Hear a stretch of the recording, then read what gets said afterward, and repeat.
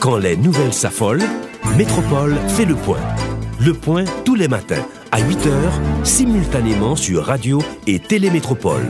Le point est une courtoisie de MSC Trading, Digicel et la Banque nationale de crédit BNC.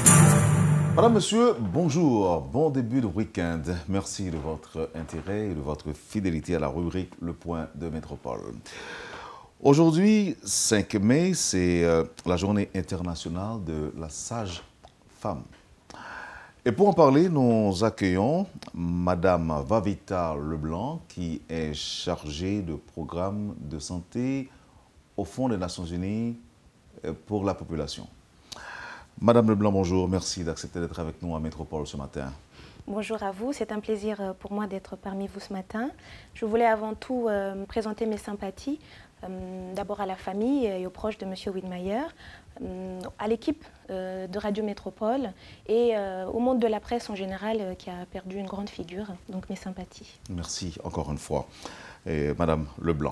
Alors, c'est la journée internationale. Apparemment, tous les pays reconnaissent cette journée. Exactement, oui. C'est une journée en fait qui est célébrée dans tous les pays où la profession existe, où la profession est officiellement reconnue et où le gouvernement prend en charge effectivement la promotion de la profession.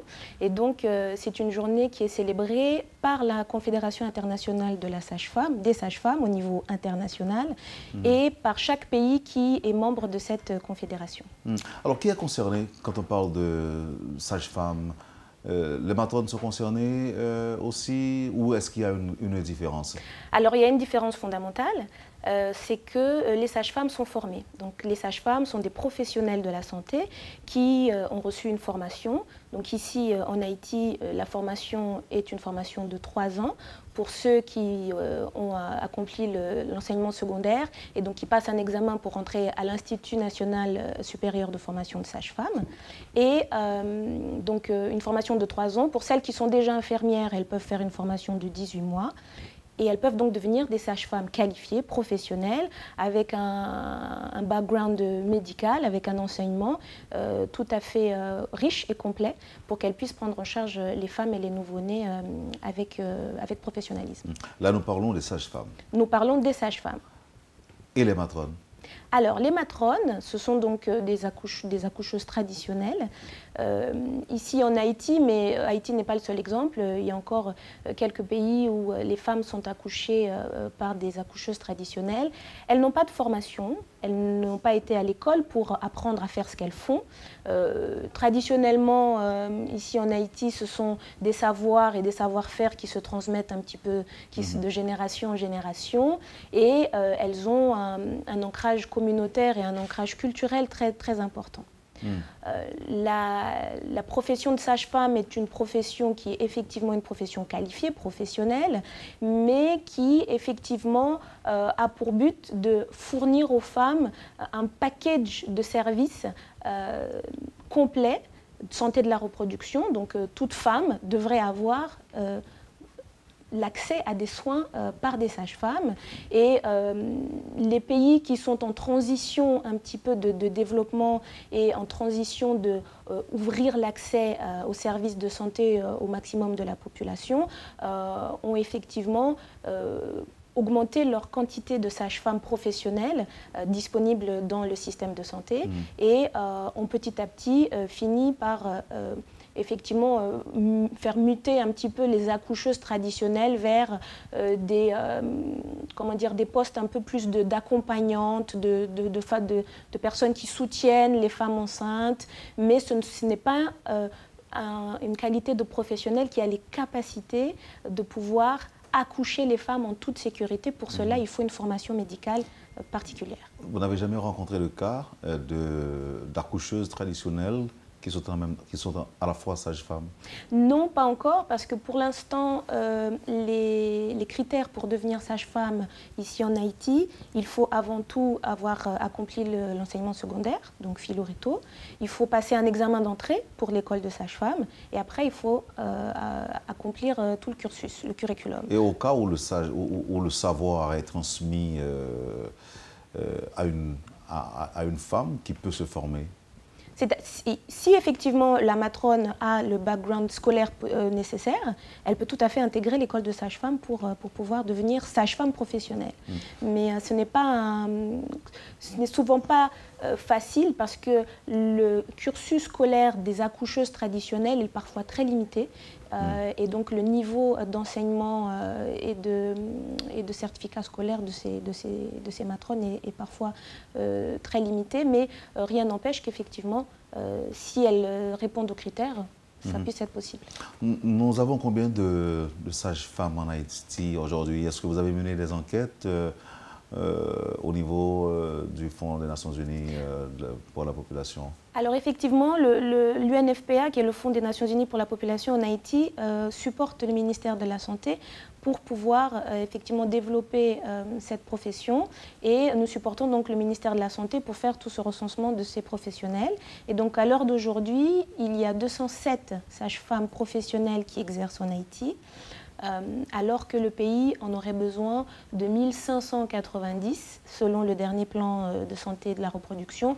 Et avec les nouvelles recommandations de l'OMS, il faudrait environ peut-être même 2000 pour les 10 millions d'habitants en gros de la population. Là nous parlons sages-femmes, 207. 207 femmes qui peuvent accoucher, qui sont des accoucheuses. Qui sont des sages-femmes professionnelles qui peuvent accoucher les femmes en toute sécurité. En toute sécurité. Oui, parce qu'elles ont les compétences pour le faire. Oh, ok, maintenant, les traditionnelles ou encore les matrones, on en a combien? Alors, les matrones sont très nombreuses.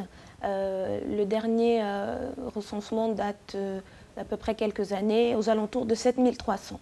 7300 7300 matrones. Ah ouais. Donc qu'est-ce qui explique tout cela? Est-ce que c'est plus facile de devenir matrone sans être formé ou quoi? Comment expliquer tout cela? Il y a plusieurs explications. Il y a une explication purement culturelle. Il y a une explication qui a un rapport avec l'accès au système de santé. Il y a beaucoup de zones, des zones rurales très enclavées où parfois il faut parcourir 2-3 heures pour arriver à une maternité, à un centre de santé. Et donc les matrones, elles ont un ancrage culturel et communautaire très fort. Et dans notre collaboration avec le ministère de la Santé a déjà engagé effectivement des systèmes pour pouvoir aider les matrones à être valorisées dans leur rôle culturel dans les communautés, pour pouvoir accompagner les femmes qui sont enceintes lorsqu'elles sont en travail, les accompagner des communautés vers les maternités.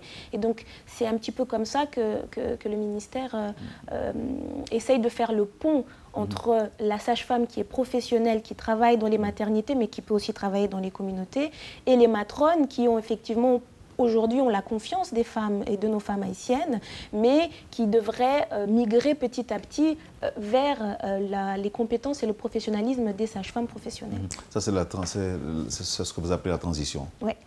OK. Mais maintenant, vous avez dit que ces femmes-là aident la femme enceinte, par exemple, à donner naissance, mais pas en toute sécurité. Non, pas en toute sécurité, parce que premièrement, lorsque l'on accouche, même si effectivement l'accouchement et le fait d'être enceinte n'est pas une maladie en soi, mais le fait d'accoucher exige des règles, des conditions d'hygiène qui sont maximales pour éviter donc toutes les complications liées aux infections, les infections néonatales, les infections maternelles du postnatal, du postpartum. Et puis effectivement, il y a toute la gestion des complications, les gestions immédiates des complications comme les hémorragies, comme les crises d'éclampsie, qui nécessitent des compétences médicales assez aguerries pour pouvoir justement éviter les mortalités maternelles et les mortalités néonatales. Madame Leblanc, cette journée ne concerne pas les matrones? Non. Elle concerne les sages-femmes professionnelles, mais il n'en est pas moins que le souhait est vraiment de pouvoir intégrer... Même si les deux font le même travail, excusez-moi que je vous arrange, que je vous interromps un peu, les deux font le même travail? Pas du tout. Les deux ne font pas le même travail. Dites-nous. Alors, par exemple, je vous donne un exemple. Le curriculum de la sage-femme est tellement complet qu'il y a beaucoup d'autres compétences qui sont associées, comme par exemple les services de planification familiale, les services pour accompagner les femmes qui ont été victimes de violences sexuelles. Il y a des compétences liées à la santé publique, il y a des compétences liées à la gestion des urgences obstétricales. Donc ce sont... je ne dirais pas que ce sont des métiers différents parce que les matrones en soi, ce n'est pas un métier puisqu'il n'y a pas une école qui donne une formation à cela. Elles vivent de cela aussi. Effectivement, elles vivent de cela. Et c'est peut-être, si j'avais la compétence, je dirais que, si j'avais de la compétence en la matière, je dirais que c'est le seul point de désaccord que j'aurais avec vous. Parce qu'en Haïti, quand nous parlons de sage-femme, la confusion est là, elle est bien grande. Ouais. Quand on parle de sage-femme, on voit celle qui aide à accoucher, qui aide à donner naissance. Et là, on ne fait pas la différence, il n'y a pas de différence entre la matrone et la sage-femme. Et vous, vous dites qu'il y a une différence. La différence est fondamentale et je vous remercie de pouvoir vraiment faire la lumière sur ça, sur ce point-là. Beaucoup ont dit, on en a entendu beaucoup des commentaires sur ce sujet, en disant qu'effectivement, le fait qu'on forme des sages-femmes, on revenait un petit peu en arrière et c'était un signe un petit peu de sous-développement que de vouloir promouvoir la profession de sage-femme. Alors, pour apporter un petit peu plus d'éclaircissement, les pays qui ont les meilleurs indicateurs de mortalité maternelle et néonatale, les meilleurs indicateurs concernant la santé des femmes, c'est-à-dire la sage-femme n'est pas juste compétente pour faire des accouchements, elle est aussi pour accompagner les adolescentes au plus jeune âge lorsqu'elles ont leurs règles. Donc elles ont besoin d'éducation, elles ont besoin d'être accompagnées dans leur santé féminine. Elles sont aussi compétentes pour faire le dépistage du cancer du col, du cancer du sein. Et donc tous ces pays qui normalement présentent tous ces bons indicateurs, ce sont des pays scandinaves généralement, la Suède, la Norvège, la Finlande. Ce sont des pays où le système de santé primaire a intégré les sages-femmes de manière massive. Et donc, cette confusion qui existe en Haïti entre les matrones et les sages-femmes, c'est parce que la profession de sage-femme n'est pas très bien connue. Un.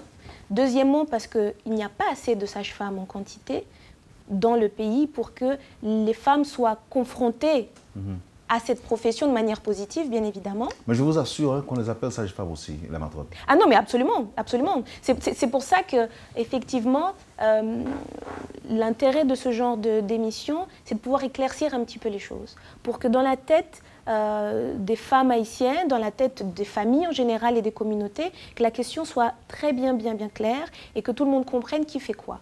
Et donc, effectivement, les matrones, ce sont des accoucheuses traditionnelles qui font des accouchements, mais elles ne font pas du tout des accouchements réussis parfois aussi. Ah mais bien sûr, accouchements réussis parfois. Avec risque de mortalité élevé. Mais avec risque de mortalité élevé, parce que beaucoup d'expériences ont été faites, pas seulement en Haïti.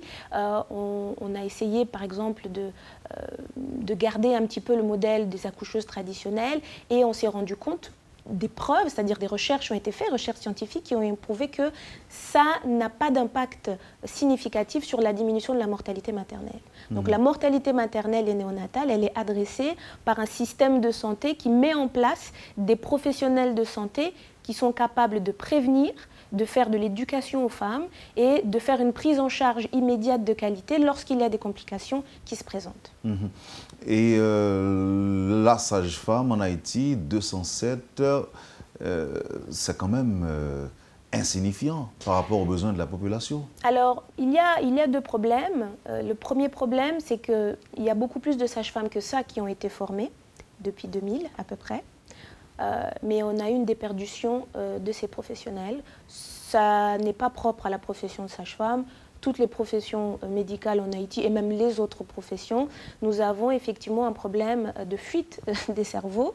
Et donc une fois qu'ils sont formés, parce que les conditions de travail ne s'y prêtent pas, on perd beaucoup de ces professionnels. Donc nous sommes en train de travailler... Donc, non seulement, juste une question, non seulement on perd ces professionnels, alors que pour les matrones, on peut dire que c'est pratiquement en voie de disparition, non? Les matrones? Oui. Les matrones, elles existent... Quoi qu'elles soient nombreuses. Elles sont nombreuses, mais les matrones ne disparaîtront pas. Pourquoi? Tant que la profession de sage-femme ne sera pas Mais vous avez parlé de transition, ça veut dire que les matrones vont être bientôt, dans 50 ans, remplacées par des sages-femmes. Lorsqu'il y aura des sages-femmes professionnelles en quantité. Ceci étant, je voudrais juste donner quelques petits exemples parce que parfois, lorsqu'on vit des situations particulières, on pense qu'elles sont particulières, mais en fait, elles ne le sont pas. Et nous avons d'autres pays voisins de la région, de l'Amérique latine, des Caraïbes, qui ont aussi fait cette transition et qui maintenant ont transformé un petit peu les accoucheuses traditionnelles en des accompagnatrices de naissance, mais qui n'ont pas ni le droit, ni les compétences pour pouvoir encadrer médicalement les femmes qui accouchent. Moi, je pense qu'effectivement, ça c'est un débat qui doit être fait au niveau de la société, mais nous supportons le ministère de la Santé pour ça. Le ministère de la Santé a déjà, depuis quelques années, mis en place des systèmes pour pouvoir accompagner les matrones dans leur rôle tout en faisant la promotion de la sage-femme, mais en faisant attention à ce que effectivement les accouchements puissent être le plus souvent et le plus fréquemment possible accompagnés par des professionnels qualifiés et professionnels, donc des sages-femmes. En fait, j'ai envie de vous demander quelle est la solution dans les endroits reculés du pays. Il n'y a pas suffisamment de soins de santé et au cas où il y en aurait, de sortir combien de spécialistes, combien de sages-femmes, combien d'infirmières seraient donc mises à la disposition des femmes enceintes. Mais l'alternative serait quoi? Alors, il y a deux approches. La première approche, c'est que l'une des raisons pour lesquelles les femmes accouchent à la maison, une enquête a été faite par le ministère de la Santé il y a quelques années. Et cette enquête a en fait déterminé que la question du transport et la question économique arrivent en deuxième et troisième. La première raison pour laquelle les femmes accouchent à domicile avec les matrones, c'est parce que le système de santé ou les maternités ne sont pas assez accueillantes. Et c'est-à-dire qu'il y a une question fondamentale autour du respect, autour de ce qu'on appelle la maternité bienveillante, c'est-à-dire créer un environnement favorable où les femmes se sentent respectées, où les femmes se sentent accompagnées, elles se sentent entre guillemets chéries lorsqu'elles accouchent, parce que c'est ce qu'on a besoin. Lorsqu'on accouche, on a besoin d'être bien traité, on a besoin d'être respecté dans sa culture, dans son rôle de femme, de mère, etc. Certaines gens qui nous suivent peuvent se dire, mais écoutez, Madame Leblanc et Wendell Théodore ne savent pas de quoi ils parlent. Parce que quand même, certaines femmes enceintes dans les endroits reculés du pays se font assister de matrones. Oui, absolument. Certaines matrones sont là et du début de la période de grossesse jusqu'à l'accouchement. Mais absolument, mais c'est ce que je vous dis, c'est qu'effectivement les matrones sont là dans certaines communautés locales, rurales, profondes, reculées, mais les femmes qui effectivement, qui doivent donner naissance et qui cherchent les services d'une matrone, c'est aussi parce qu'elles cherchent premièrement quelque chose qui a un rapport avec l'affect, quelque chose qui a un rapport avec j'accouche dans un endroit où je suis confortable, j'accouche dans un endroit où je suis accueillie, où on me traite bien, où on me fait des petits massages, où on me caresse le dos, où on me dit que ça va bien se passer, que je vais réussir à accoucher sans problème, que je vais être encouragée, que je vais être, on va dire, renforcée dans mon autonomie de devenir mère et d'accoucher. Et ça, c'est quelque chose qui est en train d'être travaillé au niveau du ministère de la Santé pour pouvoir faire des maternités des endroits d'accueil, des endroits où les femmes se sentent bien. Et je pense, moi, que lorsqu'on approche cette question-là, les femmes iront plus facilement dans les maternités. Il y a eu des expériences où on a adressé ces questions et où justement des maternités où avant il n'y avait pas de sage-femme et les sages-femmes professionnelles ont été donc déployées dans ces maternités. La philosophie du respect dans le soin est au cœur de la profession. La profession sage-femme, elle est reconnue pour ça, parce qu'elle a une manière de s'occuper des femmes, elle a une manière de s'occuper des jeunes filles. Et pour nous, ici en Haïti, c'est fondamental parce que le taux de grossesse chez nos adolescentes est élevé. Et donc cet accompagnement et ce respect dans le soin, le fait de pouvoir informer la patiente de tout ce qu'on fait, le fait de pouvoir lui donner, de revendiquer ses droits à la santé, ça c'est quelque chose qui doit être fait dans nos maternités et qui est en train d'être travaillé plus en plus. Et comme je vous ai dit, dans cette enquête, c'était la première raison. Donc je pense que si on améliore l'environnement d'accueil des maternités, les femmes viendront accoucher plus nombreuses. La deuxième approche, c'est effectivement, dans ces coins reculés, il faut une pénétrance plus importante des sages-femmes professionnelles, une pénétrance communautaire, parce que pour l'instant, les sages-femmes, comme elles sont en petit nombre, elles sont encore que dans les maternités. Et je pense qu'il faut un ancrage communautaire plus important des sages-femmes dans les communautés rurales, et un partenariat, une sorte de collaboration avec les matrones qui travaillent dans ces communautés pour qu'il puisse y avoir un maximum de prise en charge professionnelle de qualité pour les femmes qui accouchent. La sage-femme est obligée d'être infirmière, non? Pas du tout. Pas du tout. Alors ici en Haïti, il y a 2 modes de formation. Pour celles qui sont déjà infirmières, elles font une formation de 18 mois, mais on peut devenir sage-femme directement en sortant de philo et faire une formation de 3 ans pour devenir sage-femme. Je rappelle que nous sommes ici à l'occasion de la journée mondiale des sages-femmes ou de la sage-femme. Et avec vous et Vavita Leblanc, vous êtes du Fonds national du Fonds des Nations Unies, pardon, du Fonds des Nations Unies pour la population. Merci encore d'être avec nous ce matin. Nous allons observer la pause et au retour, on va essayer d'aller plus loin et dans la question et la réponse également, question de faire passer le message, le vrai message. Absolument, merci beaucoup. Vous suivez, madame, monsieur, la rubrique Le Point de Radio et Télémétropole. C'est le temps de la pause, on va revenir tout de suite. Le Point est une courtoisie de MSC Trading, Digicel et la Banque nationale de crédit BNC. Merci, madame, monsieur, de votre patience et de votre fidélité. Avec nous ce matin, madame Vavita Leblanc, chargée de programme santé de la reproduction à l'UNFPA, Fonds des Nations Unies pour la population. Est-ce que vous êtes capable de dire nous qui, par rapport à la problématique ça, que nous avons adressé, nous avons posé aujourd'hui là, qui mandat UNFPA ou UNFPA? Alors, UNFPA, son agence des Nations Unies, qui est là pour bailler support au gouvernement, au ministère de la Santé publique spécifiquement, mais nous tout gain et collaboration avec le ministère de la Condition féminine, avec le ministère de la Jeunesse et puis ministère de l'Éducation. Donc, mandat UNFPA, son mandat qui plaçait santé de la reproduction dans que mission. Et ici, dans le pays Haïti, mais ce n'est pas seulement dans le pays Haïti, UNFPA dans tout pays de zone, de région Amérique latine avec Caraïbes, Ligan ont mission spéciale pour assurer que droit famille, droit et santé famille, droit accès et services santé pour famille, sont disponibles, sont accessibles, et puis que chaque femme a accéder, qui a accès à service. Donc, dans santé de la reproduction, il y a un pile service qui supposé qui doit être disponible pour chaque femme dans chaque pays. Donc, dans ça, il y a santé maternelle, il y a santé sexuelle et reproductive. Donc, là-dedans, il y a planification familiale.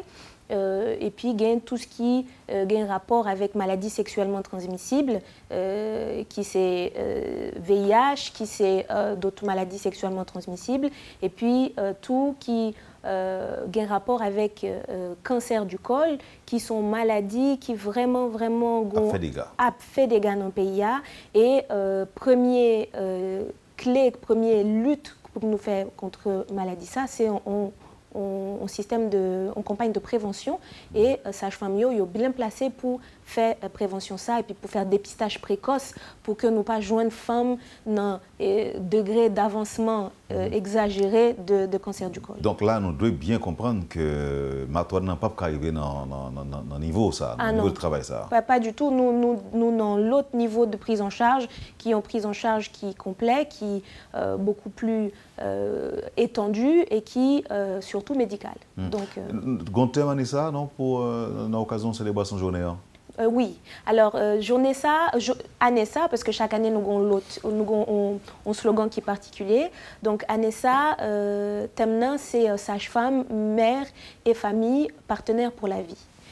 Donc, ça veut dire que nous pensons que si nous mettons sage-femme professionnelle dans mi-temps communauté, comme on partenaire privilégié de femmes, n'a réussi comme si adresser toute question fondamentale relative à droit et puis à santé de la reproduction, bien bonheur, pour que nous pas arriver dans le côté que l'est trop tard, cancer du col avancé, madame lit enceinte et puis lui présenter en complications obstétricales mais nous pas qu'à gérer. Donc c'est en prise en charge qui est anticipée, qui est précoce, qui est préventive, mais dans l'autre aspect dans la profession, à tout qui a rapport avec thème Anessa, c'est une idée d'autonomisation de la femme. Ça veut dire, si nous avons un professionnel qui est compétent, qui est capable, qui a une formation qui est spécifique pour santé famille, professionnel ça, je connais des mots qui existent en anglais, mais traduction ni en français ni en créole n'est pas exactement, pas exact, ça y aurait l'empowerment. Ça veut dire que si nous avons un professionnel qui est capable autonomisé, qui est capable d'informations sur santé sexuelle, sur com, sur qui j'aime fonctionner, pas seulement dans le côté physique, mais dans le côté psychologique, dans le côté émotionnel, parce que nous sommes femmes, donc m'a traversé un paquet d'étapes dans la vie que j'ai besoin d'accompagner pour ça. Si je suis adolescente, j'ai 14-15 ans, je commence à avoir un cycle menstruel, moi j'ai besoin de comprendre qui j'ai comment fonctionner. Donc, si nous avons qualité de professionnel ça dans mi-temps communauté, nous pensons, et nous pas seulement penser, il y a une recherche scientifique qui prouve que nous avons réussi à adresser questions mortalité féminine en général, mais tout n'a comme si jouer nos façons de changer statut femme dans la société haïtienne. Et donc, nous vraiment pensons que dans le rôle des Nations Unies, nous avons supporté le ministère de la Santé, nous avons supporté l'Association nationale des infirmières sages-femmes pour que nous fassions promotion de profession ça, parce que nous avons pile preuve que ça marche. On campe sur promotion, ou bien nécessité promotion ça, en fait. On va penser que vous parlez de ça seulement chaque 5 mai? Alors, je pense que 5 mai a son date symbolique. Et son date symbolique qui, pas seulement pour nous faire promotion, mais pour célébrer tout. Nous tous célébrer l'accomplissement que sage-femme a fait dans le pays. Alors, point de vue maintenant, justement, Madame Leblanc, c'est pour qui ça ont-elles besoin? M'ont pas l'impression que besoin ça, monde qui l'a pour prendre des décisions, comprendre ni et prendre des dispositions pour, disons, résoudre le problème qui posait. On a parlé de nécessité. On a dit que c'est 207 monde seulement qui gagne. 207. Et je suis sûr que si 207, si ils font l'autre recensement, si pas une promotion qui fait sortir, ou quand 207 l'en réduit à 200, ou bien capable dans 180 si il y a là-dedans qui mourit, ou bien qui n'est pas capable de travailler. Donc ça veut dire que il y a une nécessité pour les gens qui sont en dehors, tu as un jeune accompagnement ça. Mais Dieu seul sait si c'est pas parler n'a parler. Alors, je ne pas penser parler n'a parler parce que il y a des actions concrètes qui mènent. Quelle action? Première action, c'est que nous avons supporté le ministère de la Santé publique à la population pour continuer à développer, continuer à former sages-femmes dans l'école. Donc l'école là, a formé 19 sages-femmes qui fait graduer en décembre. Donc, et chaque année, nous avons gagné l'autre quantité encore. Donc vision, le ministère de la Santé publique a travaillé sur lui, c'est que nous avons besoin de plusieurs écoles sages-femmes dans le pays. Écoles qui reconnue par l'État, ok, et puis qui a formé sages-femmes selon un curriculum qui est bien précis, qui respectait ça et la Confédération internationale a recommandé. Donc, si nous avons plusieurs écoles, nous avons formé plus sages-femmes et puis nous avons plus de déploiement sages-femmes dans le système de santé. Quand il y a là, une autre vision stratégique que n'a aidé le ministère à adresser, c'est question rétention. Parce que c'est ça le problème. Là. Ça veut dire qu'on a formé, mais il faut qu'il y ait dans le pays. Parce que il y a un pile qui a couru aller de l'autre côté, Canada, etc. Donc, nous pensons que ce n'est pas seulement pour profession sage-femme. Nous pensons que c'est un problème qui concernait l'autre professionnel de santé tout, que là nous déployons dans des côtés qui vraiment comme si éloignés, dans communautés rurales très enclavées, que nous favoriser l'environnement de travail pour que yo arrêté, même si c'est quelques années, mais pour yo bail service bay moun qui dans zone sans que 2-3 mois après yo décidé d'aller parce que comme si contexte et puis environnement antigen défavorable. Est-ce que c'est vrai ou est-ce que vous partagez l'idée qui fait quoi que le fait que y ait plus matrone que sage-femme, c'est une preuve de sous-développement. Est-ce que vous partagez ça vous-même? Alors, ça, je suis capable de partager avec nous ces chiffres. Ça veut dire tout pays qui gagne meilleur indicateur de santé maternelle, il n'y a pas un pile matrone, il n'y a pas de matrone du tout, dans la plupart des cas. Ça veut dire tout pays qui rentre dans diminution de courbe de mortalité maternelle, c'est des pays qui pas gain, que le système de santé a investi dans professionnels qui qualifiés, qui compétents pour adresser l'urgence obstétricale. Donc, c'est des pays qui pas gain accoucheuse traditionnelle. Même comme si nous sortis de débat matrone ça, parce que on pensait que c'est une question de compréhension de ça, une femme besoin. Et là, nous fait comme si comparaison entre sage-femme et entre matrone, nous sortis de intérêt système santé publique là, ça veut dire by service, by femme, by mesdames.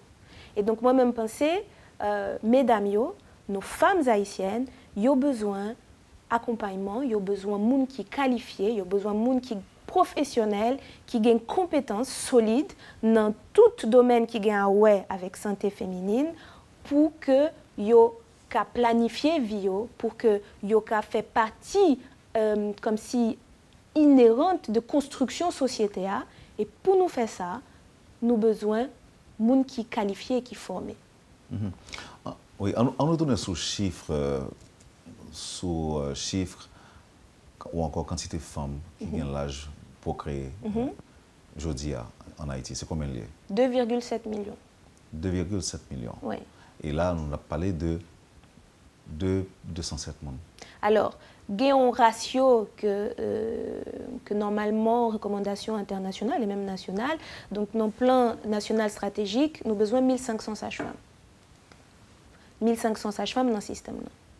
Donc, effectivement, là, nous voyons comme ça, nous dit, oh, 200, c'est anti-crasse, il n'est pas tellement couvrir besoin, oui. Mais c'est un chiffre qui a augmenté rapidement si stratégie formation sage-femme élargie. Là, c'est d'ouvrir l'école dans chaque département? Peut-être pas dans chaque département, mais par exemple, il y a une dans le nord, il y a une dans le sud. Pour compléter avec ça dans l'ouest là, une vision de étendre comme formation profession, mais parce que santé de la reproduction lie au cœur de développement au pays. Ça veut dire que si nous facilitons accès et si nous facilitons accès effectivement aux services de santé de la reproduction by famille, ça a vu un moteur pour le développement sociétal et puis n'a participé grandement à changement sociétal. Moins stimon à mourir. Moins stimon à mourir, moins mesdames moins femmes à mourir tout le moment qu'elle va coucher. Oui, parce que nous connaissons que les femmes aussi potomitan en famille, en société. Donc là nous avons une femme qui mourit parce qu'il y a la vie. C'est peut-être Timoun qui reste petit bébé, mais peut-être qu'il y a un grand frère, une grande soeur, peut-être qu'il y a un mari, il y a plein de monde qui dépendent de femmes. Ça. Donc, c'est pour ça que santé de la reproduction sont un domaine qui est fondamental dans le développement. Et donc, si nous n'avons pas des professionnels qui sont qualifiés pour aborder question ça, nous avons effectivement arrêté au niveau de développement qui est assez limité. Même si, il y a quelques instants, où tu fais croire que il y a espoir. Absolument. Pour te montrer optimiste. Absolument. Parce qu'il y a des actions, on dit qu'il y a entreprendre, tant du côté du Fonds des Nations Unies pour la population que du côté du ministère de la Santé publique. Est-ce que ça veut dire qu'au senti, il y a une volonté pour que ce n'est pas 19 sages-femmes qui sont sorties en promotion dans l'école? Oui. 79, oui. Ah, vous t'entendez 19? Non, 79. Ah. Bon, 79. Bon, quand même, 79. Oui, non, c'est vrai. Par rapport à 2,7 millions de femmes en âge de procréer. Et donc, ça prouve que le besoin est toujours là. Oui. Donc, nous devons croire qu'il y a des décisions qui ont de sortir bientôt pour qu'au lieu de 79, c'est à 300. Ou bien 500, pour que nous ne pas prendre plus de temps pour nous arriver dans 1500 comme besoin. Je pense que je suis tellement optimiste que nous avons des exemples de pays, en Afrique notamment, qui ont en pile, qui n'ont pas de sage-femme du tout, professionnel, et puis ils ont commencé à former, et puis le ministère de la Santé pays, ils prennent en main et développement profession et puis ils ont développé, ils ont ouvert plusieurs écoles, ils ont commencé à former. Donc il y a des pays, je dis en Afrique, qui ont formé 1000 sages-femmes chaque année. Donc parce que tout, il y a une population qui est bien évidemment plus importante, mais je pensais que je suis tellement optimiste que je me sentis que dans genre priorité dans la question santé, à divulguer, à dire dans ça n'attendait dans le ministère, etc. sont questions qui sont fondamentales, qui mêlent dans feuille de route, dans le ministère, etc. Donc, je pensais que on vent optimiste, on vent positif, qui a mené question ça. En plus de dissiper sur les confusions, est-ce que par contre, travail d'éducation que tu as commencé à faire tout pour dire mais utilité, mais nécessité pour gagner une sage-femme dans l'environnement immédiat, non? Est-ce que c'est par là pour nous commencer par l'éducation d'abord? Absolument. Je pensais que c'est une question fondamentale et adresser la question ça, je pensais que l'Association nationale des infirmières sages-femmes a un rôle essentiel dans ça. Ça veut dire nous avons besoin de faire des campagnes de sensibilisation, de communication, mais nous avons besoin de joindre petits filles. Ça veut dire nous avons besoin de joindre adolescents pour nous expliquer qui ça en sage-femme lié et pour qui ça a le besoin en service sage-femme. Et je pensais que oui, effectivement, l'éducation a ses premières voies pour nous aller, pour nous divulguer l'information ça, pour nous éduquer, by information. Et parce que c'est comme toute bail, ou pas qu'à chercher un bagage ou pas connaître ça lié. Donc, il faut que nous by information précise pour dissiper la confusion dans la tête de sans stigmatiser l'une ou l'autre. Question, c'est pas de stigmatiser matrone ou pas. C'est Jean système là qui Jean pour nous faire. La nature a horreur du vide. Absolument, mais pas écoutez, Dieu seul sait. D'ailleurs, nous entendons sur ça que on doit reculer. Matrone nous aider. Même si ce n'est pas avec efficacité, même si pas qu'on garantit que tout le monde n'a pas sauvé, mais quand même, il y a un petit coup de main. Oui, il y a un petit coup de main, mais ça, ce n'est pas un problème. Ça veut dire, je pense que question de transition, je n'ai pas parlé, sont une transition qui est faite dans le pays, et je crois que Haïti a fait, et je crois que nous sommes capables de faire. Même si nous ne savons pas qui l'heure. Pas contre qui l'homme, mais je pensais que dans quelques années là, peut-être 2-3 ans, je pensais que si nous avons une volonté politique pour adresser question ça, et puis si nous, comme si développer ça qui est écrit, ça veut dire santé de la reproduction au cœur de développement, nous pensons que nous avons dépassé même peut-être l'objectif que nous Objectif, c'est ça? C'est avoir à peu près 1500 sages-femmes dans le système.